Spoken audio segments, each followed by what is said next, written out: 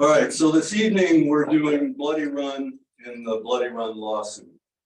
And because we want to make sure that we concentrate on Bloody Run, which is what the lawsuit is about, is saving Bloody Run, we're going to start with Larry Stone doing a presentation on what Bloody Run is to us here, and generally what it is to Northeast Iowa also.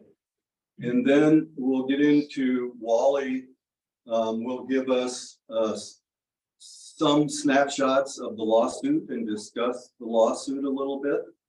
And we also have Steve Basie here tonight, and Steve's done an awful lot of the grunt work on the lawsuit and understands stuff. He has just 3 things at the end that he wants people to understand that is over and beyond what we're talking about that may also be problems in the near future. So that's your program. And luckily, I'm done. Yeah, thanks, Bob. And I'm going to sit right here so I can deal with the technology, which when you get to be my age is a tough sell. Anyway, get right into it. Larry, can you introduce yourself? Oh, yeah, my name's Larry Stone. I live at Elkader in Clayton County, about 25 miles from the Walls Energy / Supreme Beef feedlot. And I've been a conservation activist, I guess, forever. I'm formerly was outdoor writer and photographer with the Des Moines Register. I've been left them 25 years ago and been doing assorted things like this and a little freelancing ever since. But which was one of the reasons that 6 years ago, about now, I started hearing from some people around Clayton County who knew that I was interested in conservation. They said, "What in the world is going on up at Bloody Run or just outside of Monona, right along Highway 18 and 52. So as usual, I took my camera and went up and was looking around and taking pictures. And lo and behold, there came a guy roaring out on his 4-wheeler and says, "What you doing?" And I said, "Well, I'm taking pictures. What are you doing?" And he said, "Well, we're building a energy facility." And I gave him a card. He put me in touch with his, at that time, sort of the developer of the site, whose name happened to be John Hammond. So, but John Hammond said, "Yeah, we are a renewable energy source, and we need at least 10,000 cattle to produce enough manure to produce enough methane to make it profitable. We might even have to throw in a few rotten sandwiches from Quick Star or someplace like that to supplement it even more." So, and I said, "Nice that you're here. You're looking for ways to do better with what we handle our manure, but damn it," and I probably even use stronger words than that, "don't put it in the watershed of Bloody Run Creek, which is an outstanding Iowa water." And it was going to be about right here. Here's the town of Monona. There's the Mississippi River, and Bloody Run Creek runs down through here, the valley. So, and Bloody Run is one of the top trout streams in the state. It's got a lot of trout streams have naturally reproducing brown trout. Bloody Run is one of them. I think I first fished Bloody Run maybe about, I'm showing my age again, 1980 maybe. But it's also a place where a lot of school kids, they have outdoor classrooms. Kids from NFL, Marmac go and they play. You don't have to be a school kid to play in the creek, but they do. The facility also was going to be along Highway 18 and 52, as I mentioned. You see, here's the town of Monona right here. Of course, here's Highway 18 and 52. And right beside the highway was going to be the facility. Oh, with this little patch of trees, happens to be about 6 sinkholes in this in those patch of trees. I think most of you in Northeast Iowa, you know about sinkholes and karst topography. So, look the other direction from the facility, you're going to see this is looking to the mostly east, the Mississippi Bluffs over there, the Bloody Run Valley. Let's see, right down here. An unlucky neighbor right here. 300 yards, maybe a little bit long, closer than that, or farther than that, but right across the highway. So, anybody been to Spook Cave?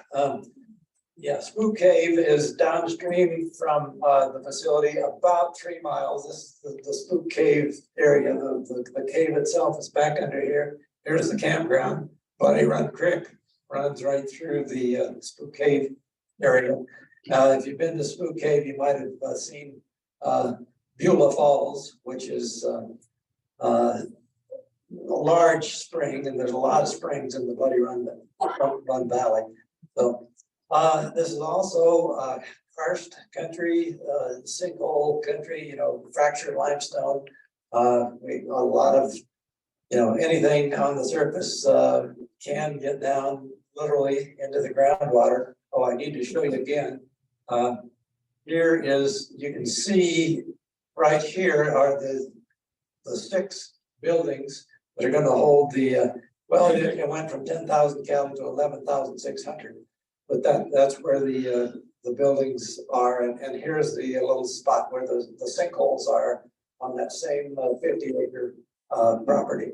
Sinkholes, did I mention sinkholes? I literally was by there yesterday. This wasn't taken yesterday, but the sinkhole right across the road from the facility had about this much water in it. So the water has got to go someplace down into the sinkholes, sinkholes. Again, the facility is right here, and it's on a tributary of Bloody Run Creek. The main Bloody Run Creek starts in Monona, runs down here. The tributary that it sits on is just to the south of the main branch of the creek. There was work started on the facility in spring of 2017. A lot of us started asking questions about this and say, what's happening? The DNR had some dilemmas about, okay, what are we going to do with this? Who's going to regulate this? Is it a feedlot or is it a renewable energy facility? So the DNR issued a permit for a wastewater treatment, industrial wastewater treatment lagoon, because if you're going to have a digester, you use the manure. It doesn't produce manure; it produces digestate that goes into an industrial wastewater treatment lagoon. It doesn't go into a manure basin, or that was the thought at the time. They had a number of problems with the DNR. Well, I guess depending who owns the problem. I guess the DNR cited them a number of times for doing work without the necessarily NPDES, National Pollution Discharge Elimination System permit. They didn't have a permit. They went ahead working and through the summer, despite a number of violations that they had. The DNR served them with notices of violation. They finally said, well, we'll go ahead and apply for a permit. We'll have a public hearing on the permit. Or no, they published a notice. You could ask for a public hearing. We asked for a public hearing. The DNR said, no, we can't. We're not going to have a public hearing, but we will have a public meeting. Well, if you know about DNR public hearings, but they make you stick to the exact permit that you are talking about and can't ask any unrelated questions. They said, well, we're not going to have a hearing, we're going to have a meeting. And then I said to them, oh, good, that means we can ask a whole lot more questions.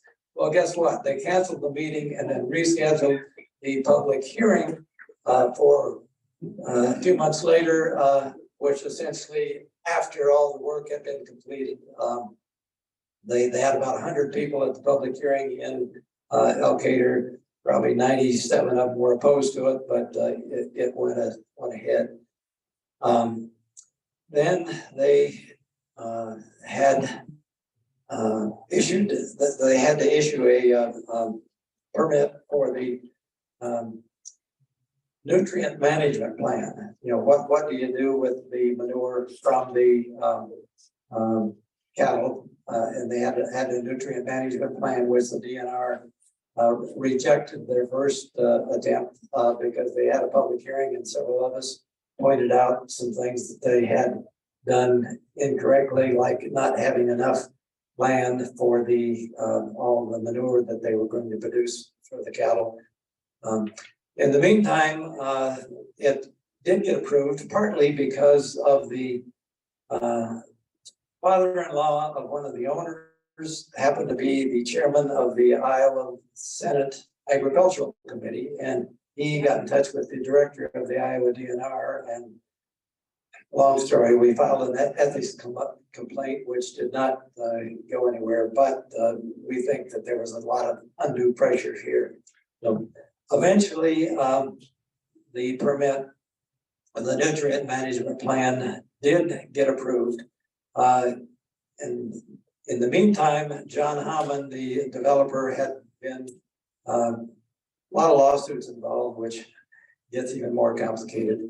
Lawsuits, financial problems, foreclosures, on between not only Walls and the original developer, but some of the engineers involved in it. But eventually it became, all of a sudden it's not going to work anymore for a green energy system. We're just going to have 11,600 cattle with the manure going into this 39 million gallon lagoon that they dug in karst topography. You had to blast to get into the get it deep enough into the limestone. That's yet another story. But anyway, eventually the facility is now up and running, occasionally discharging. Well, when I was by there yesterday, very similar to this, the water was running down from the facility, down through the neighbors, down the waterway into Bloody Run Creek. In theory, the water is not manure, it's off the roofs and not from the manure pits. That's a good question. This back up a ways when a small group of us, which we call ourselves an ad hoc committee to save Bloody Run, when we saw what was happening with the manure or the potential for the manure, some people prefer to call it sewage since it's manure into a pit and essentially is untreated sewage.